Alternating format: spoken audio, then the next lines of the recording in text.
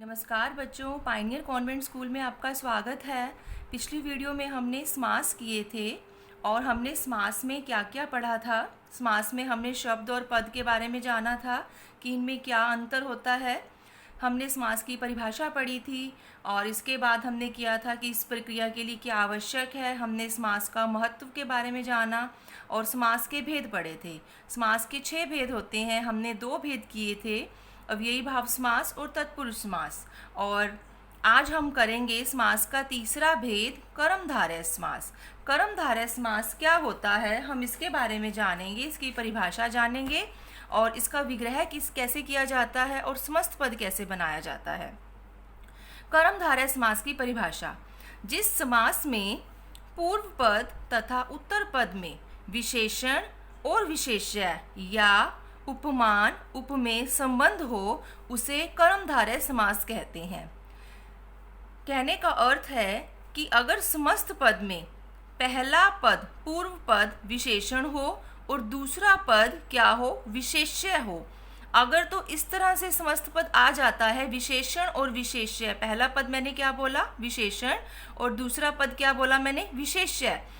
जैसे नील गाय, अब यहाँ पर विशेषण क्या है, नीली, नीली है जो गाय। अगर हम इसका विग्रह करते हैं तो क्या बनता है, नील गाय का, नीली है जो गाय। यहाँ पर विशेषण शब्द क्या है, जिसकी विशेषता, क्या विशेषता है यहाँ पर, नीली है। क्या नीली है, गाय।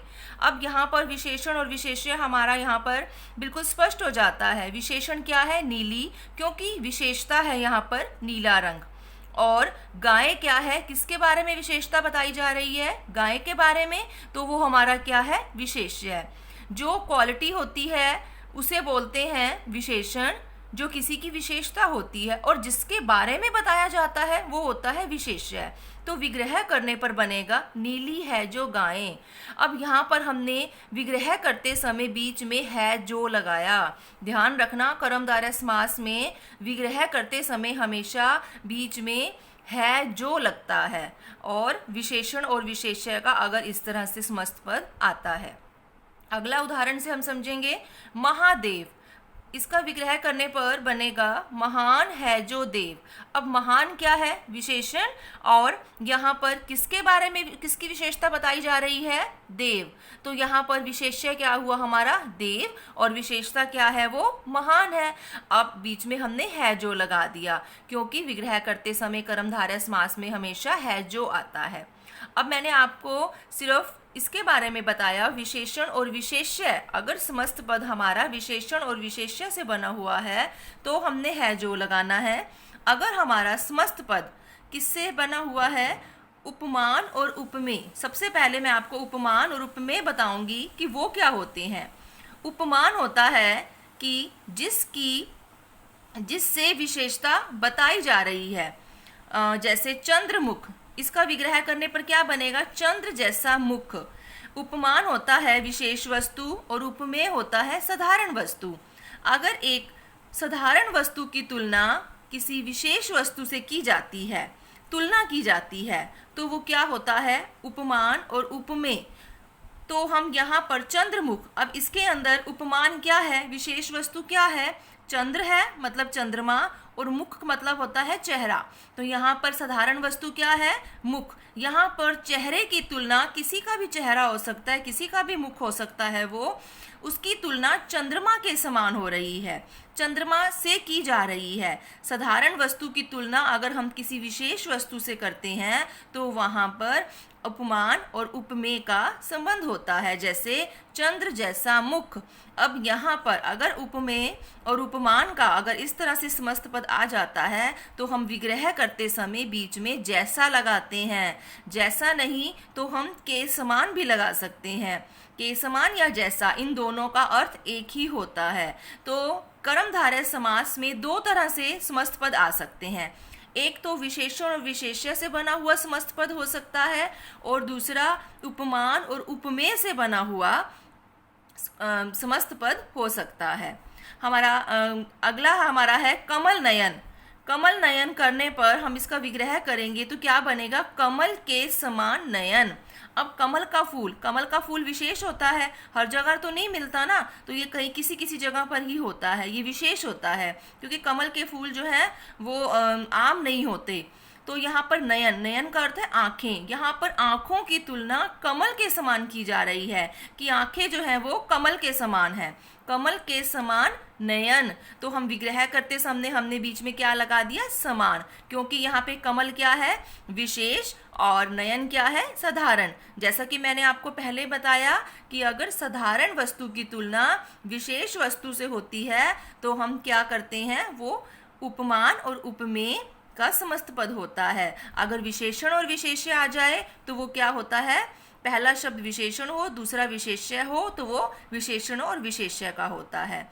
बस आपको इतना ध्यान रखना है कि अगर विशेषण और विशेष्य का समस्त पद आता है तो हमें बीच में विग्रह करते समय है जो लगाना है।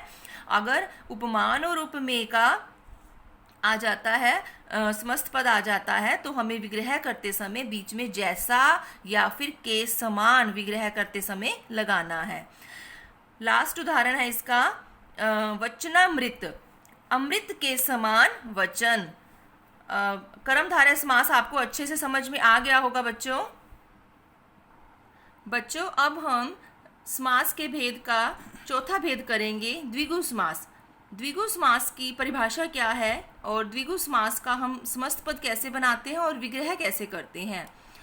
द्विगु समास, जिस समास में पूर्व पद संख्यावाचक विशेषण हो, संख्या का अर्थ है गिनती, अगर इसका पहला पद कोई संख्या है, कोई गिनती वाला शब्द है, तो वह द्विगु समास कहलाता है। समस्त पद द्वारा किसी समूह का बोध होता है। अगर देखो यहाँ पर एक से ज़्यादा कोई वस्तु होती है तो हमें क्या होता है, वो एक समूह का काम करेगा ना, एक ग्रुप का काम करेगा। तो हम समस्त पद और विग्रह का हम विग्रह करते हैं तो हमें पता चलेगा कि इसका विग्रह कैसे होता है। सबसे पहले हम इसका उदाहरण करते हैं, चौराहा। अब देखो इसका पूर्व पद चौ और राहा, चौ क्या है यहाँ पर पूर्व पद और राहा क्या है उत्तर पद। तो जहाँ पर चौ का क्या अर्थ हो गया, चार, और राहा का अर्थ हो गया राह। तो यहाँ पर अगर चार राह हो गए ना तो वो एक समूह का काम कर रहा है, एक ग्रुप का काम कर रहा है। तो विग्रह करते समय भी हमने यहाँ पर समूह लगाना है, चार राहों का समूह। राह होते हैं रास्ता। इसका अगला उदाहरण है तिरंगा। तिरंगा देखो पहला शब्द क्या है, संख्यावाचक है, ती का अर्थ होता है तीन, तीन रंगों का समाहार। आप समूह की जगह समाहार भी लिख सकते हो, इन दोनों का अर्थ एक होता है। त्रिफला, इसका अगला उदाहरण हम करेंगे द्विगु समास का, त्रिफला। अब त्रि का अर्थ होता है तीन, ये भी एक संख्या है, तीन फलों का समूह। तो आपको पता चल गया होगा कि अगर पूर्व पद संख्यावाचक शब्द होता है तो द्विगु समास की पहचान ही इसी से होती है, और विग्रह करते समय हम क्या लगाएंगे, समूह और समाहार। अब हम समास का अगला भेद करते हैं, पांचवा भेद, द्वंद्व समास। द्वंद्व समास में क्या होता है, जिस समास में दोनों पद प्रधान होते हैं, दोनों पद का अर्थ है पूर्व पद और उत्तर पद, क्योंकि जितने भी समस्त पद होते हैं वो सारे के सारे समास के जितने भी भेद हैं उन सब के जितने भी समस्त पद होते हैं वो सभी पूर्व पद और उत्तर पद से ही बने होते हैं।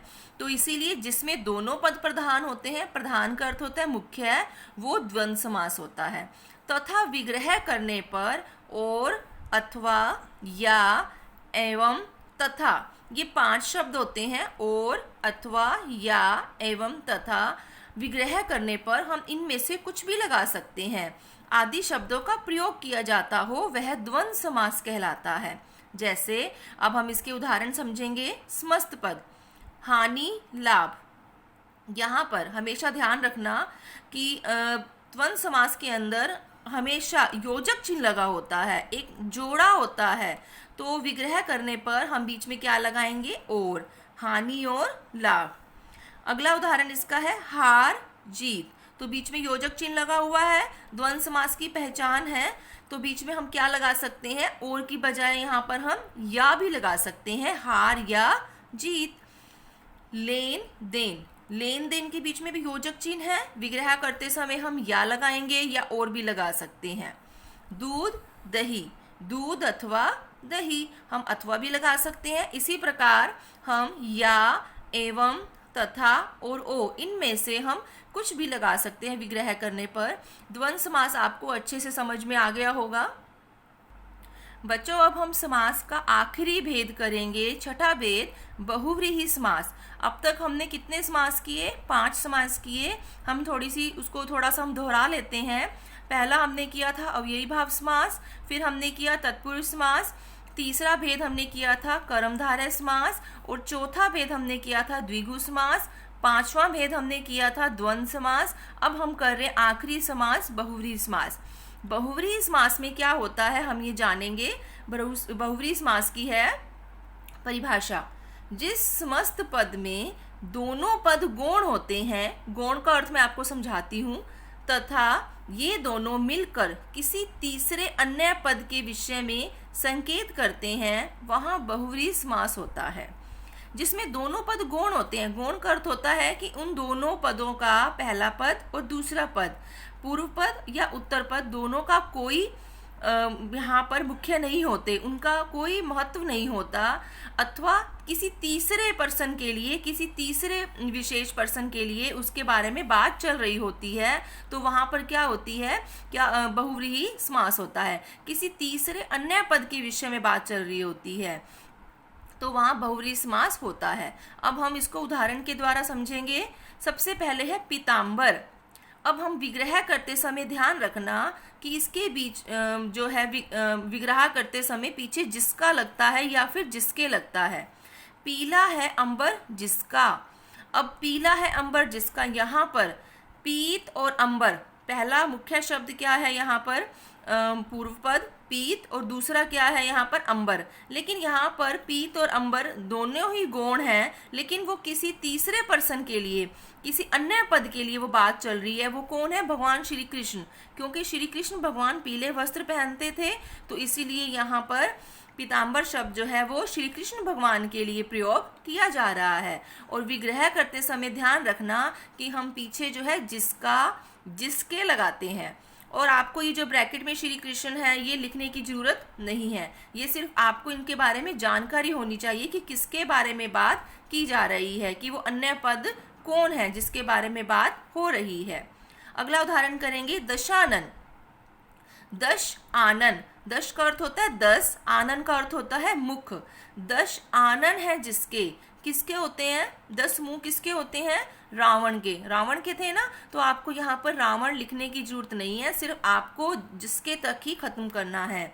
10 है आनन जिसके, तो ये क्या हो गया? बहुव्रीहि समास। वीणा पाणी।